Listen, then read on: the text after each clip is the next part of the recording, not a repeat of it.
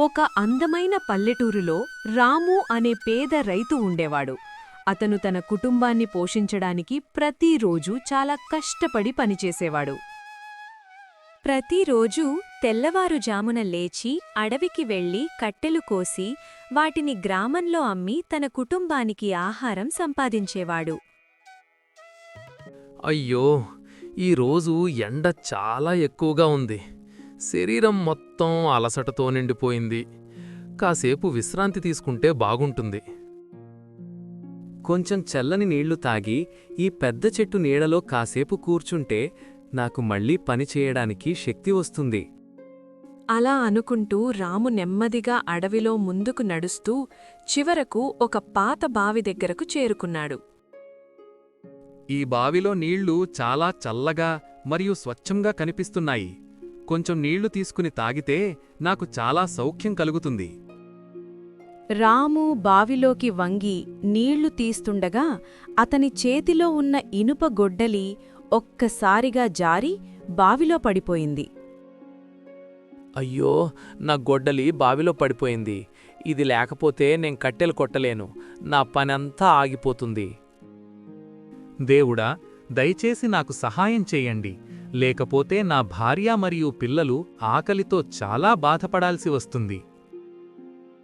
నా దగ్గరున్న ఒకే ఒక్క గొడ్డలిదే. ఇది లేకపోతే నా కుటుంబాన్ని ఎలా పోషించాలో నాకర్థం కావడం లేదు.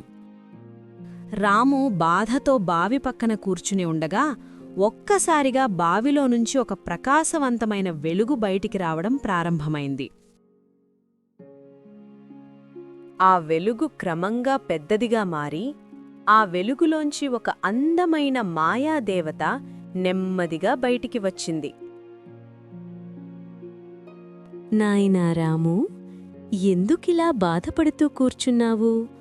నీ ముఖంలో చాలా దుఃఖం కనిపిస్తోంది. నీకేమైంది చెప్పు? తల్లి, నా ఇనుప గొడ్డలి ఈ బావిలో పడిపోయింది. అది లేకపోతే నేను అడవిలో పనిచేయడం కష్టం. దేవత వెంటనే బావిలోకి వెళ్ళి కొద్దిసేపటికి చేతిలో ఒక మెరిసే బంగారు గొడ్డలి తీసుకుని బయటికొచ్చింది. ఇదిగో, ఈ అందమైన బంగారు గొడ్డలి నీదేనా? నువ్వు బావిలో కోల్పోయింది ఇదేనా? బాగా చూసి చెప్పు. క్షమించండి తల్లి, అది నాది కాదు. నా గొడ్డలి చాలా పాతది మరియు సాధారణమైన ఇనుప గొడ్డలి మాత్రమే. రాము మాటలు విన్న దేవత మళ్లీ బావిలోకి వెళ్ళి ఈసారి ఒక మెరిసే వెండి గొడ్డలి తీసుకుని వచ్చింది. ఇదిగో, ఈ వెండి గొడ్డలి నీదేనా? బాగా చూసి నిజం చెప్పు, ఎందుకంటే నిజం చెప్పడం చాలా ముఖ్యమైన విషయం. లేదు తల్లి, ఇది కూడా నాది కాదు. నా గొడ్డలి పాత ఇనుప గొడ్డలి మాత్రమే. దానితోనే నేను ప్రతిరోజూ పనిచేస్తాను. దేవత మూడోసారి బావిలోకి వెళ్ళి చివరకు రాము యొక్క పాత ఇనుప గొడ్డలిని తీసుకుని బయటకొచ్చింది. ఇదిగో, ఈ పాత ఇనుపగొడ్డలి నీదేనా? బాగా చూసి చెప్పు నాయనా, ఇదే నువ్వు కోల్పోయిన గొడ్డలి కదా? అవును తల్లి, ఇదే నా గొడ్డలి. ఇది చాలా పాతదైనా నాకు చాలా విలువైనది. ఎందుకంటే ఇదే నా జీవనాధారం. ఇది నాకు తిరిగిచ్చినందుకు మీకు చాలా కృతజ్ఞతలు. మీరు నాకు చేసిన సాయం నేనెప్పటికీ మర్చిపోలేను. రాము యొక్క నిజాయితీ మరియు సరళత చూసి దేవత చాలా సంతోషించింది. నీ నిజాయితీ మరియు మంచి మనసు నాకు చాలా నచ్చింది. అందుకే నేను నీకొక ప్రత్యేకమైన బహుమతి ఇవ్వాలని నిర్ణయించుకున్నాను. ఈ బంగారు గొడ్డలి మరియు వెండి గొడ్డలి కూడా ఇప్పుడు నీకే ఇస్తున్నాను, ఎందుకంటే నువ్వు నిజం చెప్పావు. తల్లి, మీ దయవల్ల నా జీవితం ఇప్పుడు చాలా సంతోషంగా మారింది. మీకు నేను ఎప్పటికీ కృతజ్ఞుడిగా ఉంటాను. రాము ఆనందంతో దేవతకు నమస్కారం చేసి తనకిచ్చిన 3 గొడ్డళ్ళు తీసుకుని ఇంటిదారి పట్టాడు. ఈ అద్భుతమైన విషయం కొద్ది రోజుల్లోనే గ్రామమంతా వేగంగా వ్యాపించింది మరియు అందరూ ఆశ్చర్యపోయారు. గ్రామంలో ఉన్న లోభి మరియు అసూయగల రంగయ్య ఈ విషయం విని చాలా అసహనం మరియు అసూయతో నిండిపోయాడు. రాము అంత డబ్బు సంపాదించాడంటే నేను కూడా అదే విధంగా ఇంకా ఎక్కువ సంపాదించగలను. నేను కూడా అదే బావి దగ్గరకు వెళ్ళి ఒక తెలివైన ప్లాన్ చేసి బంగారు గొడ్డలి తీసుకువస్తాను. అలా అనుకుని రంగయ్య బావి దగ్గరకు వెళ్తాడు. తన చేతిలో ఉన్న గొడ్డలిని కావాలనే బావిలో పడేస్తాడు. అయ్యో, నా గొడ్డలి బావిలో పడిపోయింది. ఎవరైనా వచ్చి నాకు సహాయం చేయండి అని నటిస్తూ అరవడం ప్రారంభించాడు.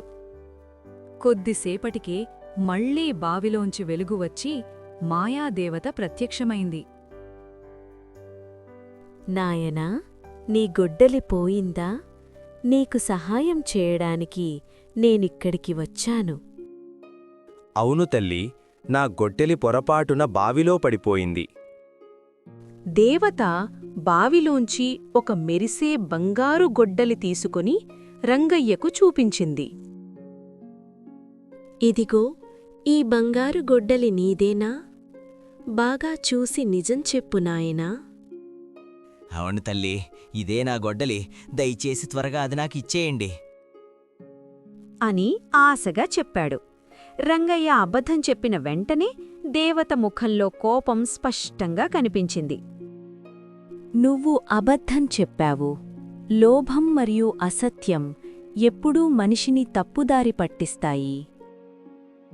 అందుకే నీకు ఈ బంగారు గొడ్డలి ఇవ్వడం నేను అసలు చెయ్యను. ఎందుకంటే నువ్వు నిజం చెప్పలేదు అని చెప్పి దేవత ఒక్కసారిగా మాయమైపోయింది.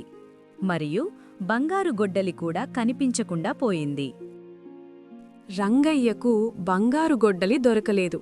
అంతేకాదు, తన పాత గొడ్డలి కూడా పూర్తిగా పోయింది. అయ్యో, నా దురాశ వల్ల నా గొడ్డలి కూడా పోయింది. నేను చాలా పెద్ద తప్పు చేశాను.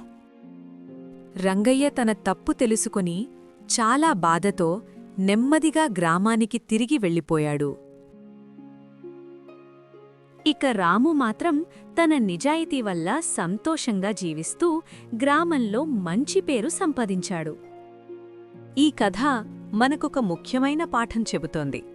నిజాయితీ ఎప్పుడూ గెలుస్తుంది, కాని అత్యాశ మాత్రం మనల్ని చివరికి నాశనం చేస్తుంది.